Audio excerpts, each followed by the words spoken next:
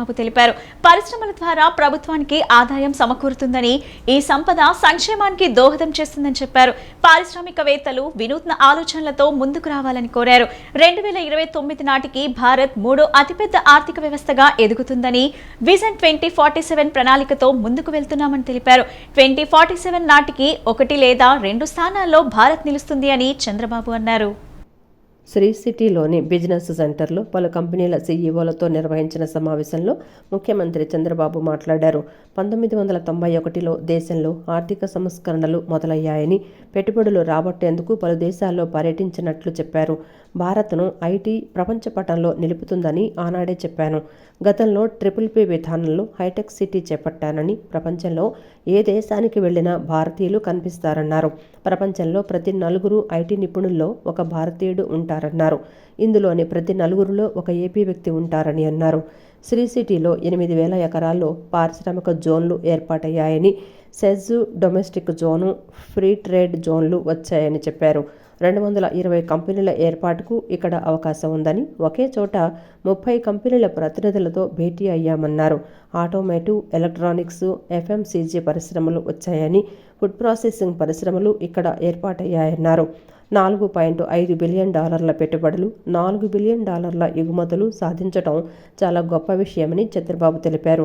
తిరుపతి ప్రాంతాలకు శ్రీ సిటీ దగ్గరగా ఉందని చంద్రబాబు అన్నారు. శ్రీ సిటీని అత్యుత్తమ ఎకనామిక్ జోన్గా తయారు చేయాలనేది తన ఆలోచనని చెప్పారు. Even some of the countries may not have done this. Every citizen, we are having 5 crore population, working population 3.74 crores. I wanted to go for skill census, thereby globally what is the required skills for 20 years from now onwards, how to integrate backward for skill upgradation and human resource development. Nowadays technologies are coming, IoTs, even cell phone is exactly 25 years back I used to talk about cell phone. Then everybody used to heckle me, cell phone can feed anybody. Today cell phone has become a necessity for everybody. Now apps have come, analytics have come, artificial intelligence is a reality, drones have come, either pest detection, pest control, mosquito control, road condition evaluation, anything for that matter. Andhra Pradesh వ్యాప్తంగా అన్ని గ్రామ పంచాయతీల్లో ఈ నెల 23వ తేదీన గ్రామ సభల నిర్వహణ చేపట్టాలని ఏపీ ఉప ముఖ్యమంత్రి పవన్ కళ్యాణ్ ఆదేశాలు జారీ చేశారు. ఉపాధి హామీ పథకం ద్వారా 1,000 కోట్ల నిధులు వెచ్చిస్తున్నామని వివరించారు. ప్రతి రూపాయి బాధ్యతతో వ్యయం చేయాలని, ఉపాధి హామీ పథకం లక్ష్యం అందుకోవాలని సూచించారు. రాష్ట్ర ఉప ముఖ్యమంత్రి పవన్ కళ్యాణ్ రాష్ట్ర సచివాలయం నుంచి అధికారులతో వీడియో కాన్ఫరెన్స్ నిర్వహించారు. ఉపాధి హామీ పథకంలో చేపట్టాల్సిన పనుల ఆమోదం కోసం గ్రామ సభ నిర్వహణ, అందుకు సంబంధించిన విధి విధానాలపై దిశానిర్దేశం చేశారు. ఈ నెల 23న రాష్ట్ర వ్యాప్తంగా అన్ని గ్రామ పంచాయతీల్లో గ్రామ సభల నిర్వహణ చేపట్టాలని సూచించారు. ఉపాధి హామీ పథకం పరిధిలో 46 రకాల పనులు చేపట్టవచ్చని చెప్పారు. ఈ పథకం ద్వారా 1,000 కోట్ల నిధులు వెచ్చిస్తున్నారని అన్నారు. ప్రతి రూపాయిని బాధ్యతతో వ్యయం చేయాలన్నారు. ఉపాధి హామీ పథకం లక్ష్యం అందుకోవాలని తెలిపారు. జిల్లా స్థాయి అధికారుల నుంచి మండల, గ్రామ స్థాయిలో ఉన్న అధికారుల వరకు ఈ పథకం అమలులో బాధ్యత తీసుకోవాలన్నారు. సోషల్ ఆడిట్ విభాగం పకడ్బందీగా వ్యవహరించాలని తెలిపారు. గత ప్రభుత్వ పాలనలో సజ్జల రామకృష్ణారెడ్డి, ధనుంజయ రెడ్డిలు విపరీతమైన అవినీతికి పాల్పడ్డారని, వీరిపై విజిలెన్స్ విచారణ చేపడతామని కార్మిక శాఖ మంత్రి వాసంశెట్టి సుభాష్ విమర్శించారు. గత 5 ఏళ్లలో కార్మిక శాఖలో దళార్లు ప్రవేశించి దోచుకోవటం తప్ప చేసిన అభివృద్ధి శూన్యమని మండిపడ్డారు. నగరంలోని గుణదల ఈఎస్ఐ హాస్పిటల్ ప్రాంగణంలో ఉన్న 100 పడకల హాస్పిటల్ భవనాన్ని ల్యాబ్స్, డయాగ్నోస్టిక్ సెంటర్లని మంత్రి వాసంశెట్టి సుభాష్ ప్రారంభించారు. ఈ కార్యక్రమంలో ఎమ్మెల్యే గద్దె రామ్మోహన్ రావు పాల్గొన్నారు. వైసీపీ నేత సజ్జల రామకృష్ణారెడ్డి, ధనుంజయ రెడ్డి కన్సర్నల్లో గత ప్రభుత్వంలో మొత్తం వ్యవస్థను నడిపించారని మంత్రి వాసంశెట్టి సుభాష్ ఆరోపణలు చేశారు. ఈఎస్ఐ హాస్పిటల్ వ్యవస్థని గత 5 ఏళ్లలో వైసీపీ భ్రష్టు పట్టించిందని ఆరోపించారు. గత 5 ఏళ్లలో ఈఎస్ఐ హాస్పిటల్స్లో జరిగిన అవినీతిపై విజిలెన్స్ విచారణ జరుగుతుందని హెచ్చరించారు. దళారీ వ్యవస్థ కారణంగా భారీ స్థాయిలో కుంభకోణాలు జరిగాయని విమర్శలు చేశారు. వైఎస్ఆర్ బీమాలో జరిగిన అవినీతిపైన విచారణ జరిపిస్తామని వార్నింగ్ ఇచ్చారు. వైసీపీ ప్రభుత్వంలో టీడీపీ నాయకుల మీద కేసులు పెట్టి ఇబ్బంది పెట్టారని మంత్రి గుర్తు చేశారు. చంద్రబాబుతో సహా అందరూ కడిగిన ముత్యంలాగా బయటకొచ్చారని చెప్పారు. మాజీ సీఎం వైసీపీ అధినేత వైఎస్ జగన్మోహన్ రెడ్డి తాను చేసిన అవినీతి ఎక్కడ బయటపడుతుందోనని భయపడి అసెంబ్లీకి రావడం లేదని అన్నారు. జగన్కి ఆ 10 స్థానాలు కూడా ఉండవని తేల్చి చెప్పారు. చివరికి ఆ పార్టీలో మిగిలేది జగన్ ఒక్కడేనని మంత్రి వాసంశెట్టి సుభాష్ విమర్శలు చేశారు. వాళ్ళు చెప్పేది ఏంటంటే డాక్టర్ సరిగ్గా వైద్యం చేయట్లేదు, లేకపోతే స్టాఫ్ అటెండ్ అవ్వట్లేదని నెపం మాత్రం చూపించేవారు. కాకపోతే పూర్తిగా స్కిల్డ్ డాక్టర్స్ అయితే ఈఎస్ఐ హాస్పిటల్స్లో ఉన్నారు. కేవలం ఈ ఎంప్లాయ్మెంట్ అనేది ఇవ్వకపోవడం వల్ల సమర్థవంతంగా ఈ పేషెంట్స్ పట్ల సరైన వైద్యం అందించడం కొద్ది లోపం అనేది కనపడ్డది గత 5 సంవత్సరాల్లో. ఎక్కడ చూసినా 5 సంవత్సరాల్లో అవినీతి మయం. ముఖ్యంగా ఈ కార్మిక శాఖలో అయితే కనీ విని ఎరగని అవినీతి. అలాగే బీఓసీకి చెందిన భవన నిర్మాణ కార్మికులకు చెందిన 3,000 నుంచి 4,000 కోట్ల రూపాయలు డైవర్ట్ చేయడం.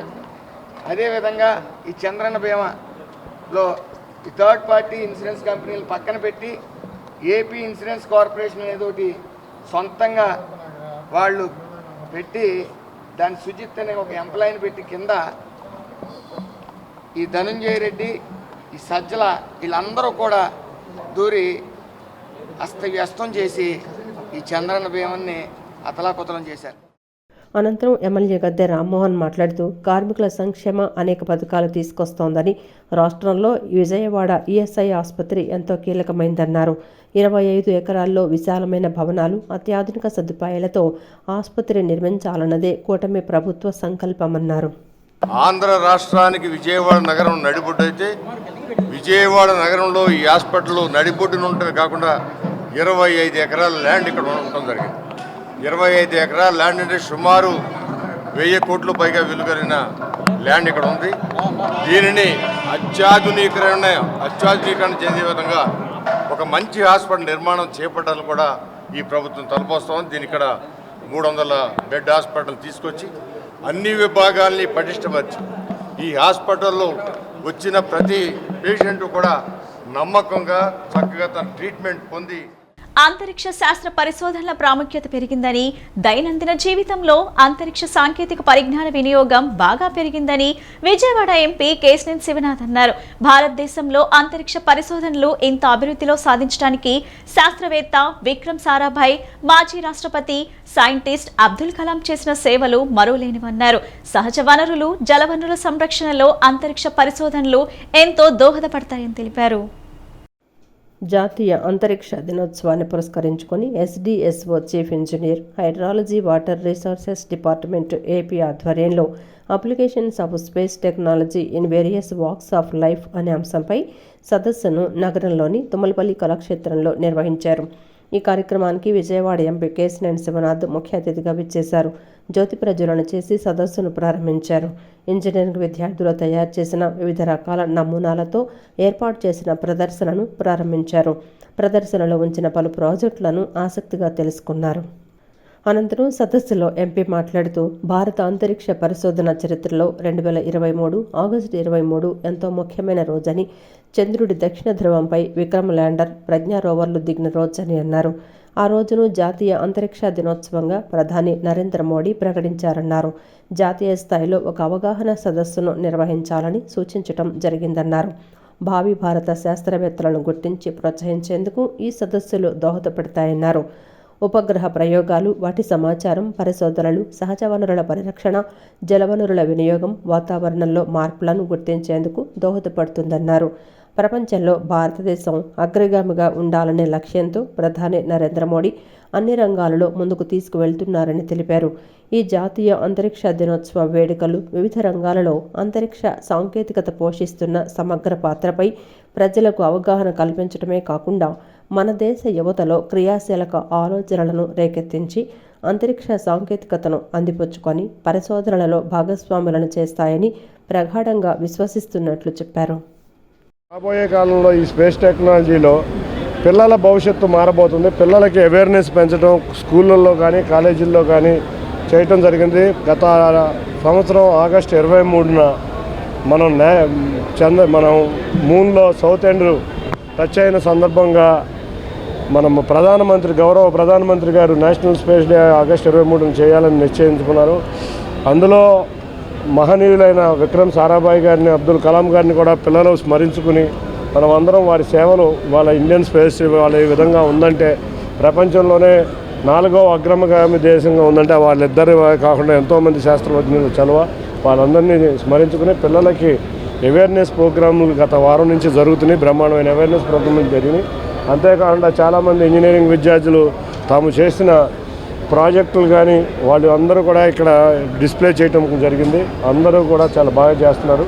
ఈ అవేర్నెస్ ప్రోగ్రాం చేసిన ఆంధ్రప్రదేశ్ జలవనరుల శాఖ వారికి, అంతేకాకుండా కేంద్ర ప్రభుత్వానికి ధన్యవాదాలు తెలిపారు. ఇది స్పేస్ డేగా డిక్లేర్ చేసి ఇదే ఫస్ట్ డే.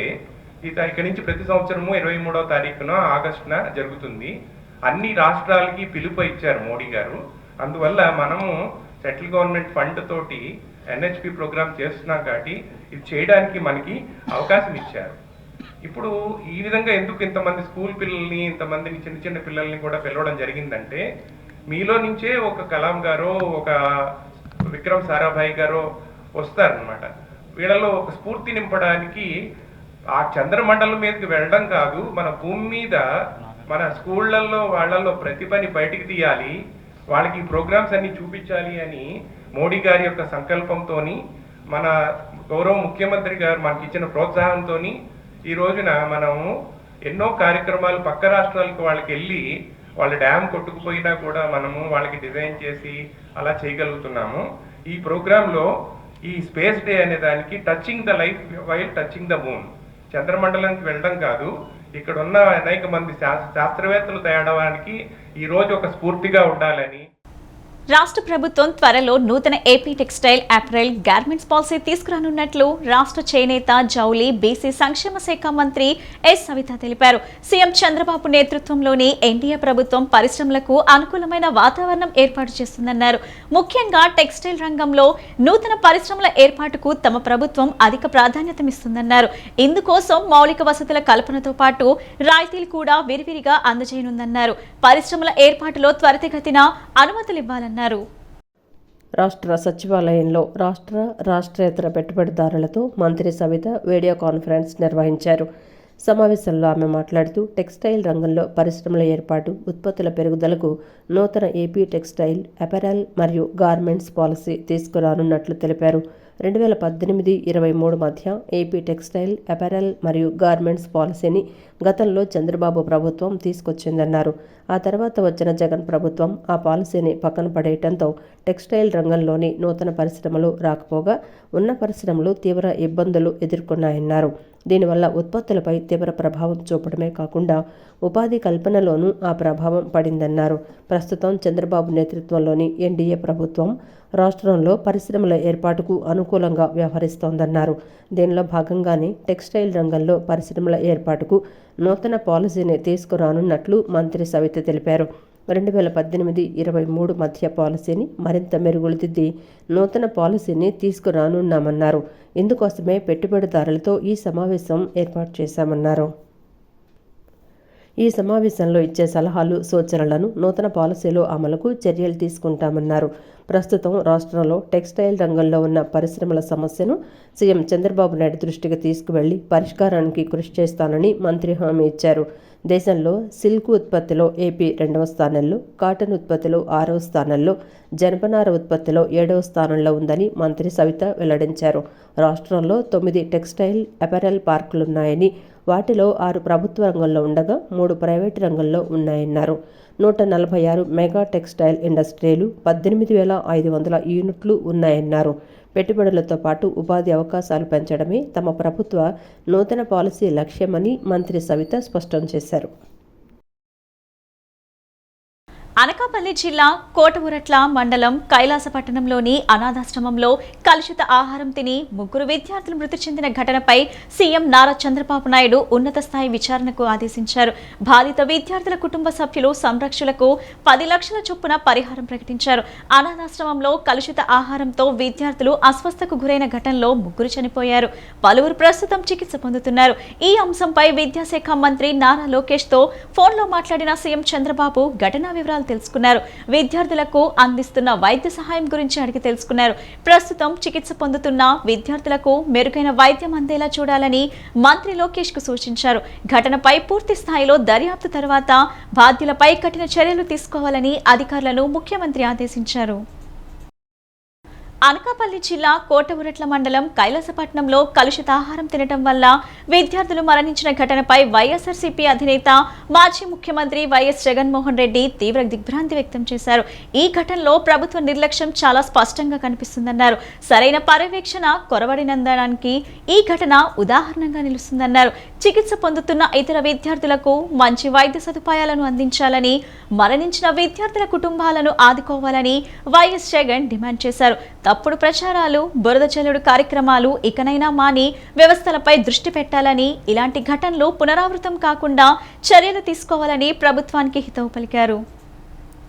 ప్రజా సమస్యలను ప్రభుత్వానికి చేర్చడానికి వారధిలా పనిచేయాలని భారతీయ జనతా పార్టీ ఆంధ్రప్రదేశ్ ఆగస్టు 15 నుంచి వారధి కార్యక్రమానికి శ్రీకారం చుట్టిందని అన్నారు. వారధి కార్యక్రమంలో ప్రజల నుంచి వస్తున్న అర్జీలలో చాలా సమస్యలు సహేతుకంగా త్వరగా తీర్చే విధంగా ఉన్నాయన్నారు. అధికారులు, ప్రభుత్వం వెంటనే వ్యక్తిగత సమస్యలు తీర్చే విధంగా పనిచేయాలని అన్నారు.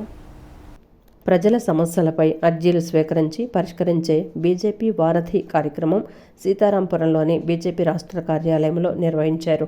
బీజేపీ రాష్ట్ర ప్రధాన కార్యదర్శి బిట్రా వెంకట శివన్నారాయణ, రాష్ట్ర అధికార ప్రతినిధి సాదినేని యామిని శర్మ ఈ కార్యక్రమంలో పాల్గొని ప్రజల నుంచి ఫిర్యాదులు స్వీకరించారు. ఈ సందర్భంగా వారు మాట్లాడుతూ అధికారులు, ప్రభుత్వం వెంటనే వ్యక్తిగత సమస్యలు తీర్చే విధంగా పనిచేయాలని అన్నారు. బీజేపీ ఒక సేవకుడిలా ప్రజల కోసం పనిచేస్తోందన్నారు. ప్రతిరోజు 20 నుంచి 30 అర్జీలు వస్తున్నాయని చెప్పారు. ఎక్కువగా భూములకు సంబంధించిన సమస్యలు వచ్చాయని, కొన్ని మత్తు పదార్థాలకు సంబంధించి వచ్చాయన్నారు. భారతీయ జనతా పార్టీ ప్రజలకు అందుబాటులో ఉంటూ వారికి ఏ సమస్య ఉన్నా సంబంధిత అధికారుల దృష్టికి తీసుకువెళ్తుందన్నారు. బీజేపీ ప్రజా సమస్యలను ప్రభుత్వం దృష్టికి తీసుకువెళ్లేలా పనిచేస్తుందన్నారు. వ్యక్తిగత సమస్యలను కూడా తీర్చే విధంగా ప్రభుత్వాలు పనిచేయాలనే విధంగా భారతీయ జనతా పార్టీ ఒక చౌకీదారుగా, అంటే ప్రజలకు సేవకులుగా ఉండటానికి ఇటువంటి కార్యక్రమాన్ని పెట్టింది. ఈరోజు ప్రతిరోజు కూడా ఒక 20 నుంచి 30 కంప్లైంట్లు వస్తున్నాయి. భూ సమస్యలు, అలాగే కొంత ఎక్కువ కూడా ప్రజలు భూ సమస్యలే ఎక్కువ కనపడుతున్నాయి నాకు. అలాగే కొంతమంది డ్రగ్స్ ఎక్కువగా ఉందనేది చెప్పడం కావచ్చు. పిల్లలు, ఇప్పుడే విన్నాను, ఒక స్టూడెంట్ని ఒక మహిళ లోబర్చుకొని, అంటే 25 సంవత్సరాల మహిళ వాళ్ళ ఇంట్లో పెట్టేసేసుకొని 19 సంవత్సరాల కేఎల్ యూనివర్సిటీ స్టూడెంట్ని మేము పెళ్లి చేసుకుంటామని చెప్పి ఇంటికి పంపిస్తే వాళ్ళ తల్లిదండ్రులు వచ్చి ఇక్కడ ఓడిపోయారు. ఇటువంటి కొన్ని విచిత్రమైన సమస్యలు కూడా వస్తున్నాయి. తప్పనిసరిగా భారతీయ జనతా పార్టీ ప్రజలకు అందుబాటులో ఉంటూ వారి సమస్యను మేము ఏ అధికారి దగ్గరికి చేర్చింది కూడా వెంటనే వారికి మెసేజ్ ద్వారా పంపించి ఒక చౌకీదారులాగా భారతీయ జనతా పార్టీ పనిచేస్తుంది. రాష్ట్రంలో ప్రతిపక్షం ఈ రోజున గతంలో చేసిన పాలనకి సిగ్గుపడి వాళ్ళకు వచ్చిన 11 సీట్లతో ప్రజల్లో కాదు వాళ్ళ ఇంట్లోనే కనపడలేని పరిస్థితి.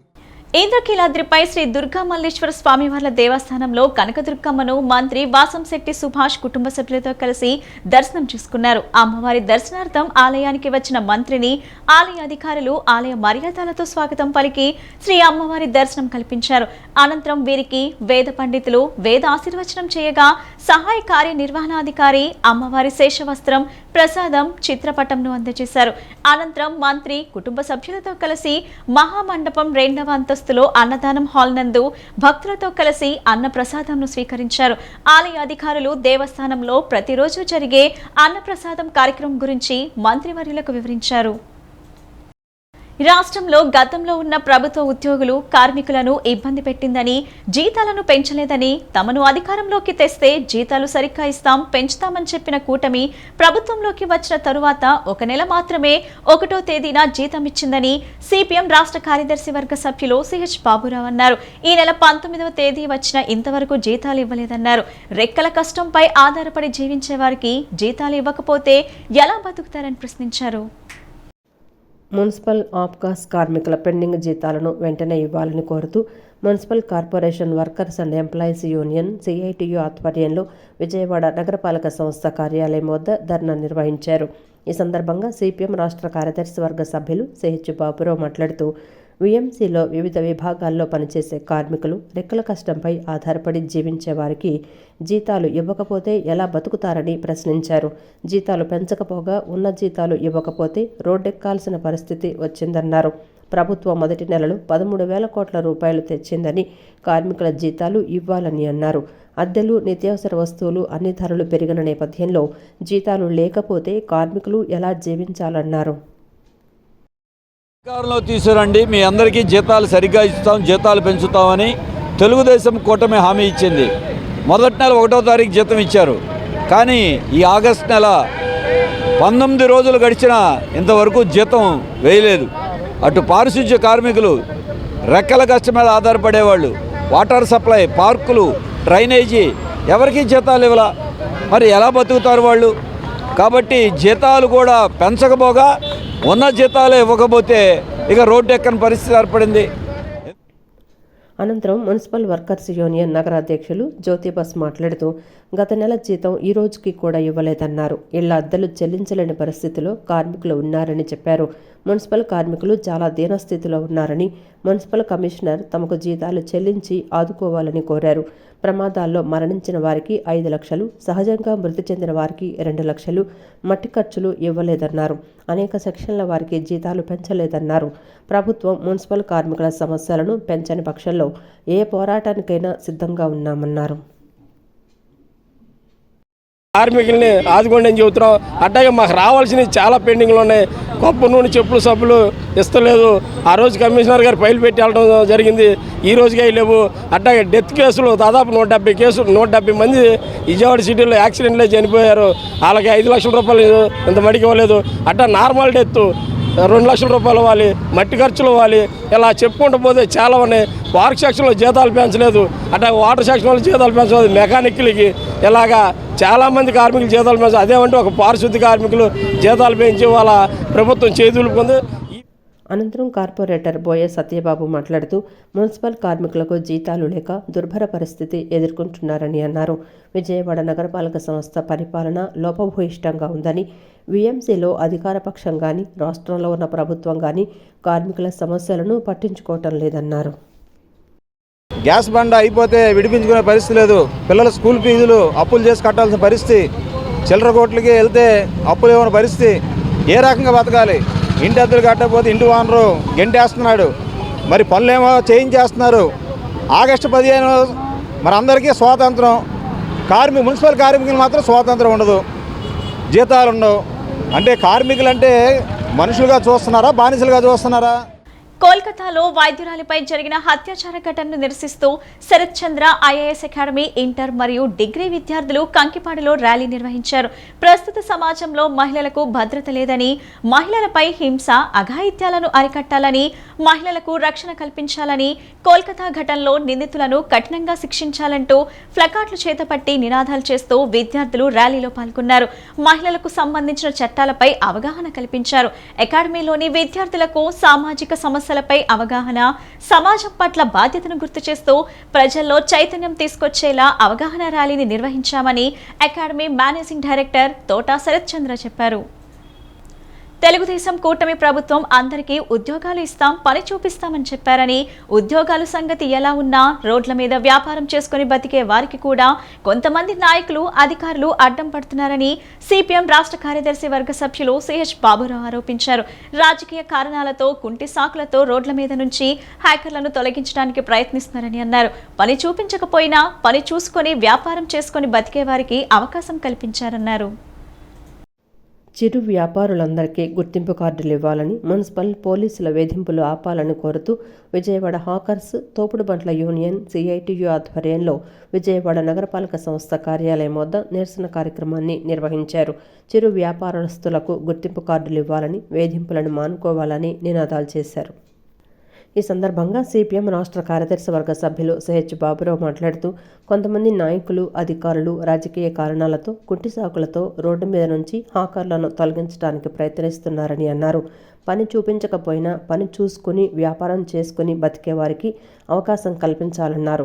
వేధింపులకు పాల్పడకూడదని, ఇలా వేధింపులకు పాల్పడిన గత ప్రభుత్వాన్ని గద్దెదించారన్నారు. రోడ్ల మీద వ్యాపారం చేసుకునే వారికి గుర్తింపు కార్డులు ఇవ్వాలని, వారికి రుణాలు ఇవ్వాలని, సదుపాయాలు కల్పించాలని తీర్పులిచ్చాయి, జీవోలు వచ్చాయన్నారు. రోడ్ల మీద వ్యాపారాలు చేసుకునే వారు ఉంటేనే సాధారణ వినియోగదారులకు చౌక ధరలకు వస్తువులు దొరుకుతాయని చెప్పారు. రోడ్ల మీద వ్యాపారం చేసుకుని బతికే వాళ్ళకు కూడా కొంతమంది నాయకులు, కొంతమంది అధికారులు అడ్డం కొడతా ఉన్నారు. వాళ్ళ బతుకు వాళ్ళు బతకనివ్వట్లేదు. రాజకీయ కారణాలతోనో కుంటి సాకులు చెప్పి రోడ్ల మీద తొలగించడానికి ప్రయత్నాలు చేస్తున్నారు. మీరు కనీసం పని చూపించకపోయినా పని చూసుకుని వ్యాపారం చేసుకుని బతికే వాళ్ళకైనా అవకాశం కల్పించాలి. అంతే తప్ప వేధింపులకు పాల్పడకూడదు. ఇలా వేధింపులు పాల్పడే పాత ప్రభుత్వం జనం గద్దెదించారు. అలాగే సుప్రీంకోర్టు రోడ్ల మీద వ్యాపారం చేసుకునే వాళ్ళకి గుర్తింపు కార్డులు ఇవ్వాలని, వాళ్ళకి అప్పులు ఇవ్వాలని, సదుపాయాలు కల్పించాలని తీర్పులు ఇచ్చినాయి, జీవోలు వచ్చినాయి. రోడ్ల మీద వ్యాపారం చేసుకునే వాళ్ళు ఉంటేనే సాధారణ వినియోగదారులకు కూడా చౌక ధరలకి సరుకులు అందుతాయి. ఇది నగర జీవనంలో భాగం. అనంతరం నగర హాకర్ల సంఘం ప్రధాన కార్యదర్శి మురళి మాట్లాడుతూ, రాజకీయ పార్టీల ప్రవర్తన ఎన్నికల ముందు ఒకలా, ఎన్నికల్లో గెలిచిన తర్వాత ఒకలా ఉందని అన్నారు. చిరు వ్యాపారులకు ఎన్నో పథకాలు ఇస్తాం, కార్డులు ఇస్తామని మాటలు చెప్పిన ప్రభుత్వం ఆచరణలో విఫలమైందన్నారు. విజయవాడలో 20,000 మంది హాకర్లు ఉన్నారని, హాకర్ల పొట్టకొడితే ఊరుకునేది లేదన్నారు. 20,000 మంది హాకర్లు ఉన్నారు. ప్రతి సెంటర్లో కూడా సిఐ2 ఉన్నాం, మేము యూనియన్గా ఉన్నాం. కాబట్టి మేము దీనికి ఎట్టి పరిస్థితులు ఒప్పుకునేది లేదు. మా పొట్ట కొట్టినా కూడా, మా హాకర్లను తొలగించినా కూడా మేము ఊరుకునేది లేదు. కాబట్టి ఇప్పటికైనా ప్రభుత్వానికి హెచ్చరికలు జారీ చేస్తున్నాం. మేము ఎప్పుడు కూడా ప్రభుత్వానికి కానీ ఎప్పుడు కూడా యాంటీగా ఉండేది లేదు. మేము ఓట్లు వేస్తేనే మీరు గెలిచారు, ప్రతి ఒక్కరు మేము వేరే వాళ్ళకి వేసామని చెప్పేసి మీరు చెప్పగలరా? విజయవాడ పాయకాపురంలో కొలువైన శ్రీ జై సంతోషి మాత జయంతి ఉత్సవాలు ఘనంగా ప్రారంభమయ్యాయి. 3 రోజుల పాటు జరిగే ఉత్సవాలు 2 తెలుగు రాష్ట్రాల నుంచి పెద్ద సంఖ్యలో భక్తులు తరలివచ్చి అమ్మవారిని దర్శించుకున్నారని ఆలయ కమిటీ అధ్యక్షులు చిన్ని చిట్టిబాబు తెలిపారు. నగరంలోని పాయకాపురంలో కొలువైన జై సంతోషి మాత అమ్మవారి జయంతి ఉత్సవాలు ఘనంగా ప్రారంభమయ్యాయి. 3 రోజుల పాటు జరగనున్న అమ్మవారి జయంతి వేడుకలలో భాగంగా తొలి రోజున రాఖీ పౌర్ణమి అమ్మవారి జన్మదినోత్సవాన్ని పురస్కరించుకొని అమ్మవారికి విశేష పూజలు నిర్వహించారు. ఈ సందర్భంగా ఆలయ కమిటీ అధ్యక్షులు చిన్ని చిట్టిబాబు మాట్లాడుతూ, ఎంతో ప్రతిష్ట కలిగిన జై సంతోషి మాత అమ్మవారి ఆలయానికి భక్తుల దాతల సహకారంతో ఈ నెల 9వ తేదీన ధ్వజస్తంభ శిఖర ప్రతిష్ఠ జరిగిందన్నారు. ప్రస్తుతం ప్రతి ఏడాది జరిగే అమ్మవారి జయంతి వేడుకలు 19వ తేదీ నుంచి 21వ తేదీ వరకు జరుగుతున్నట్లు వివరించారు. 3 రోజుల పాటు జరిగే ఉత్సవాలకు సంబంధించి మొదటి రోజు అమ్మవారికి పంచామృత అభిషేకం, శ్రీ లక్ష్మీ గణపతి హోమం, కుంకుమ పూజ దిగ్విజయంగా నిర్వహించారు.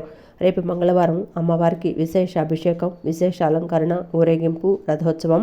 ఎల్లుండి 21వ తేదీన అమ్మవారికి విశేష పూజ, అభిషేకం, విశేష అలంకరణ, వేలాది మంది భక్తులకు మహా అన్నదానం నిర్వహిస్తామని ఆలయ అధ్యక్షుడు చిన్ని చిట్టిబాబు తెలిపారు. ఇవాళ మొదటి రోజు అమ్మవారికి ఇవాళ లక్ష్మీ గణపతి హోమం జరుగుతుంది. తర్వాత రేపు అమ్మవారి గ్రామ ఊరేగింపు, సాంప్రదాయక ఊరేగింపు జరుగుద్ది. వెల్లుండి మట్టికి అమ్మవారి సన్నిధిలో అన్నదానం జరిగిద్ది. మరి భక్తులు అనేక ప్రాంతాల నుంచి వస్తూ మాకు ఇక్కడ సహాయ సహకారాలు అందిస్తున్నారు. మరి చాలా వైభవంగా ఎమ్మడెమ్మడే కార్యక్రమం జరగడం అంటే ఎంతో ధనవంతులకైతే జరిగిద్ది. కానీ మరి ఈ ప్రాంతంలో మరి మేము చేయటం చాలా గొప్ప విషయం. అమ్మవారి ఆశీస్సులు ఆమె రప్పించుకుంటుంది ఈ సంపద అంతా కూడా. అలాగే మాకు ఎక్కువగా ఈ ప్రచారం ఇక్కడ సంతోషిమాత దేవాలయం ఉంది.